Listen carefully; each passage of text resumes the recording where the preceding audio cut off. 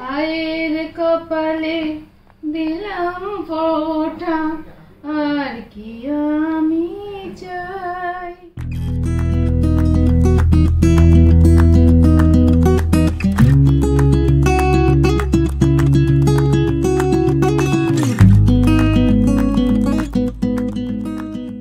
Hello everyone, আমি Sukanya. Welcome back to my channel. Welcome to a new vlog. এখন বাজে সকাল 7টা। আজ ভাইফোঁটা, দাদা আসছে। কবে থেকে বলছি ভাইফোঁটায় আয়, ভাইফোঁটায় আয়, কিছুতেই আর আমাকে অ্যাসিওরেন্স দিচ্ছে না যে হ্যাঁ আসবো। বলে দেখছি দেখছি করতে করতে গতকাল রাত্রেবেলা 8টার সময় আমাকে ফোন করে বলল যে টিকিট কেটেছি, আজকে রাত্রে বাস, উঠছি, ভোরবেলা নামবো। এই তো হচ্ছে তার ঝটিকা সফর। এখন ট্রেনের থেকে আমাদের বাসে যাতায়াত করাটাই বেশি সুবিধে। শিলিগুড়ি, বালুরঘাটের সমস্ত কলকাতাগামী বাস দোলতলার ওপর দিয়েই যায়, আর সব বাসই আমাদের বাড়ির সামনে দিয়েই যাচ্ছে। সেই জন্য বাসে এলে জাস্ট বাসে উঠে যাও রাত্রেবেলা আর ভোরবেলা নেমে যাও। যাওয়ার সময়ও তাই, বাড়ির সামনে থেকে বাসে উঠে যাই, ভোর রাতে গাজলে গিয়ে নেমে যাই।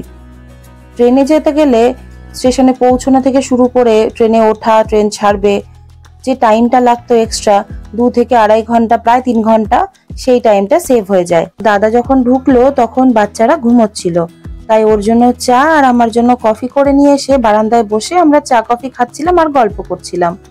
এর মধ্যে ঘর থেকে একটুখানি উসকুসানির আওয়াজ পেলাম। দেখলাম হ্যাঁ, ছোটজন ঘুম থেকে উঠে গেছে। উঠেই মামুকে দেখে কি খুশি, অবাক হয়ে খালি দেখছে আর হাসছে। দাদা আবার ওনার সাথে সেলফি তুলছে গিনিকে পাঠানোর জন্য।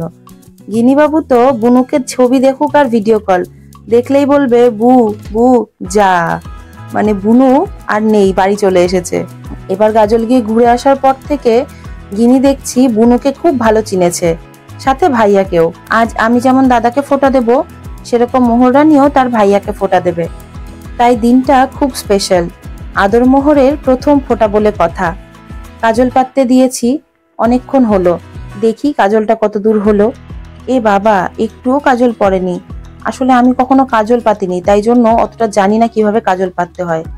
মা দেখে বলল কিছু মাখাওনি, ঘি বা তেল? আমি বললাম না, আমি তো জানি এমনি প্রদীপে শিখাই দিলেই সেই কালিতেই কাজল পড়ে যায়। তারপর একটুখানি ঘি মাখিয়ে আবার কাজল পাততে বসিয়ে দিলাম।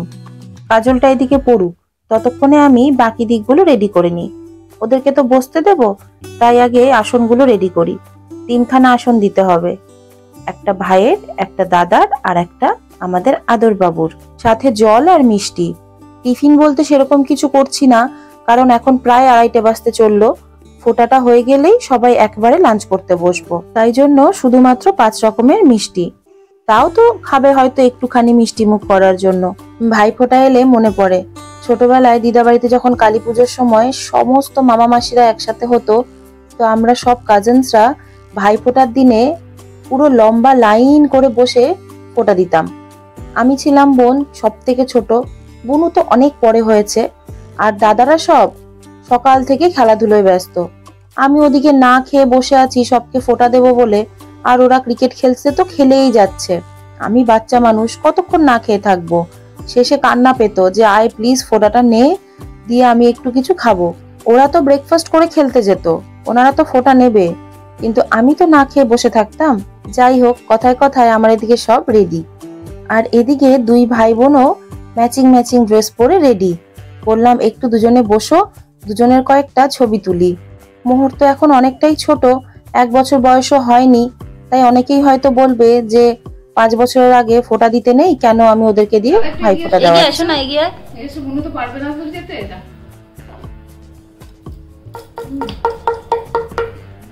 আর কে গিয়েছো? শোনা, এগিয়ে এসো, এগিয়ে এসো, এগিয়ে এসো, এগিয়ে এসো। বাবা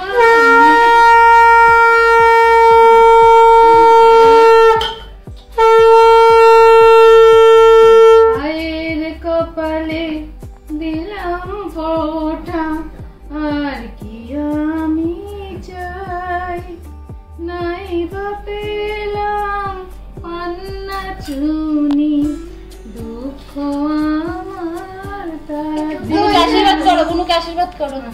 দাদা পাই দাও। ওরে বাবা রে বাবা।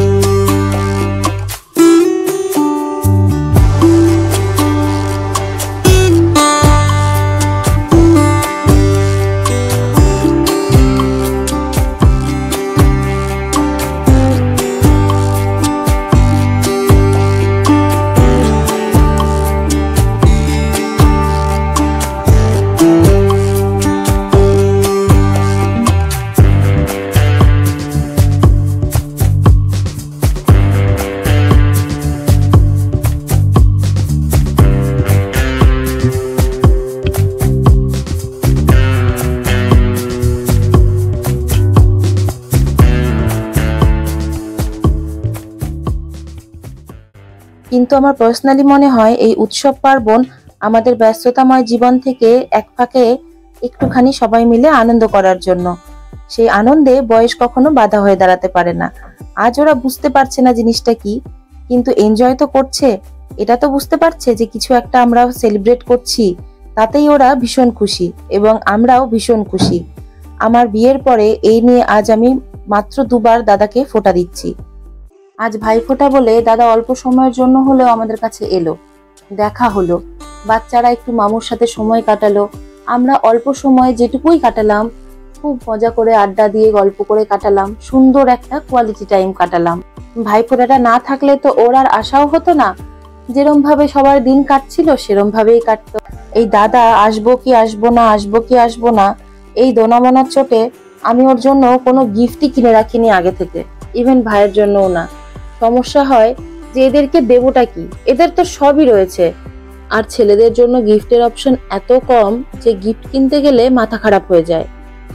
শেষে ব্লিঙ্কিট থেকে আদর, মোহর, ভাই, দাদা সবার জন্য গিফট আনালাম।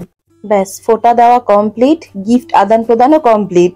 এরপরে একটু নিজেরা সবাই মিলে ফটো সেশন চললো। এরপরেই বসবো খাওয়া দাওয়া করতে। দুপুর দেখতে দেখতে কম হয়নি। খাওয়া দাওয়া করে বিকেলবেলা আবার আমাদের একটু বাইরে যাওয়ার প্ল্যান আছে। ডিনারে সবাই বাইরে খেতে যাব বলে দুপুরে আজ একদম সিম্পল মেনু রেখেছি। 5 রকমের ভাজা, সর্ষে দিয়ে কাজলি মাছ, ইলিশ মাছ আর চিকেন। সব রিচুয়ালস কমপ্লিট করে লাঞ্চ করতে আমাদের এতই লেট হয়ে গেছে যে খেয়ে উঠে আর একটুও বসার উপায় নেই। সঙ্গে সঙ্গেই রওনা দিতে হবে, কারণ অনেকটা রাস্তার ব্যাপার। খেতে খেতে বিকেল, বেরোতে বেরোতে সন্ধে। সবাই বেরিয়ে পড়েছি। দিওয়ালি বলে চারিদিক এত সুন্দর সাজানো, খুব ভালো লাগছে দেখতে দেখতে যেতে। কোথায় যাচ্ছি? মাদারসাট। মাদারসাটের অ্যাম্বিয়েন্সটা সেদিন এত ভালো লেগেছে, তাই জন্য আবার প্ল্যান করা হলো মাদারসাট যাওয়ার। যেতে তো মোটামুটি 1.5 ঘন্টা মতো লাগবে। তারপরে এমনিতেই ভিড় থাকে, আজ আবার ভাইফোঁটা, লাইন দিতে হয় নাকি কে জানে। সেই জন্য আমরা আর এক মুহূর্ত সময় নষ্ট করিনি। যেতে যেতে রাস্তায় কোন জায়গাটা ঠিক জানি না, তবে হঠাৎ চোখে পড়লো বিশাল তাজমহল। লোকে গাড়ি থামিয়ে থামিয়ে দেখছে। সত্যি কি অপূর্ব সুন্দর করেছে দেখুন প্যান্ডেলটা। কালী পুজোর প্যান্ডেল, কেউ বলবে? দেখে মনে হচ্ছে তাজমহলটা এখানেই তৈরি। অনেক বড় কোনো ক্লাবের পুজো, সেটা ভালোই বোঝা যাচ্ছে। তার পাশে বেশ মেলাও বসেছে, নাগরদোলাও বসেছে। ইস, কত বছর নাগরদোলা চড়ি না, কি যে ভালো লাগে আমার নাগরদোলায় উঠতে। তবে অনেকেই কিন্তু নাগরদোলায় উঠতে বেশ ভয় পায়। তোমরা কারা কারা নাগরদোলায় উঠতে ভালোবাসো আর কারা ভয় পাও আমাকে কমেন্টে জানিও। আজ আমাদের সাথে আরো 2 জন আছে, পিয়া আর ওর হাজবেন্ড। ওরা আমাদের বিল্ডিং এ আমাদের ওপরের ফ্লোরে থাকে। খুব ভালো মানুষ দুজন, ভীষণ মিশুকে। তো আমরা দেখতে দেখতে পৌঁছে গেলাম মাদারসাট। ভিড় ছিল বটে, কিন্তু আমাদের লাইন দিতে হয়নি। আর আমাদের মোহররানী, ওনাকে তো শান্ত রাখা ভীষণ মুশকিল। এত লোকজন দেখে, নতুন পরিবেশ দেখে কি করবে আর কি করবে না ভেবেই পাচ্ছে না। প্রচুর গল্প আড্ডা আর সাথে প্রচুর খাওয়া দাওয়া হলো। স্টার্টার্স গুলো এত খাওয়া হয়ে গেছিল যে স্টার্টার্স খেয়ে অর্ধেকের বেশি পেট ভরে গেছিল। মেন কোর্স অর্ডার দেওয়া হয়েছিল ঠিকই, কিন্তু আমরা কেউ আর মেন কোর্স সেভাবে খেতে পারিনি। আদর বাবু তো বাড়ি থেকেই বলে গেছিল যে মা আমি ঘুরতে গিয়ে পিৎজা খাবো, তাই ওনার জন্য পিৎজা অর্ডার দেওয়া হয়েছিল। প্রতিটা খাবারই ভালো ছিল, স্টার্টার গুলো বেশি ভালো ছিল। মেন কোর্সটা এর আগের দিন আমরা যখন এসেছিলাম সেদিন যেন বেশি টেস্টি লেগেছিল, আজকে যতটা লাগেনি। মকটেল গুলো খুব ভালো ছিল খেতে।